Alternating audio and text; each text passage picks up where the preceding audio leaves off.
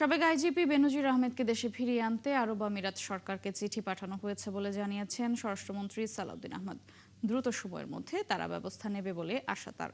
আইনশৃঙ্খলা নিয়ন্ত্রণ ও জনসেবায় সাহসী কাজের জন্য সকালে সচিবালয়ে আনুষ্ঠানিকভাবে 15 পুলিশ সদস্যকে পুরস্কৃত করা হয়।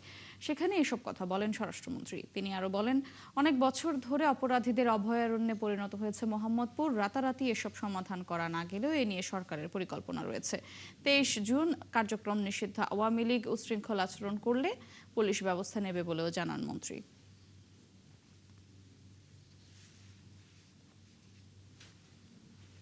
ইমেইলে তারা আমাদেরকে অনুরোধ করেছে 30 দিনের মধ্যে যেন আমরা আমাদের সমস্ত কাগজপত্র পাঠিয়ে দিই তাকে দেশে ফিরিয়ে নিয়ে আসার জন্য। 30 দিন নয়, তারপরের দিনেই পাঠিয়েছি।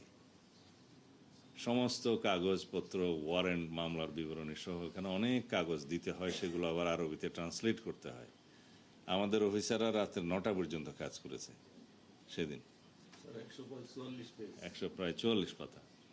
সেটা আমি সংসদে বসে রাতে 10টা বাজে সাইন করেছি এবং সেই দিনেই পাঠিয়েছি আমাদের পররাষ্ট্র মন্ত্রণালয়ে। মাননীয় পররাষ্ট্রমন্ত্রীকে আমি একটা আনঅফিসিয়াল কপিও সেদিন হ্যান্ড ওভার করেছি। অফিসিয়ালি তারপরের দিন সকালবেলা আমাদের সচিব, সিনিয়র সচিব, পররাষ্ট্র মন্ত্রণালয়ের সচিবের সাথে সশরীরে সাক্ষাৎ করে সেটা হ্যান্ড ওভার করেছে এবং ওই দিন বিকেলেই পররাষ্ট্র মন্ত্রণালয় তাদেরও একটি আরবিতে ট্রান্সলেট করার বিষয় ছিল, একটা পিটিশন, সেটা করে ওই বিকেলেই তারা ডিপ্লোম্যাটিক ব্যাগে করে ইউএই গভর্নমেন্টের কাছে পাঠিয়েছে। আমাদের লোকাল যে এমবেসি আছে, ইউএই এমবেসি, তাদেরকে জানিয়েছে। আমিও তার সাথে যোগাযোগ করেছি।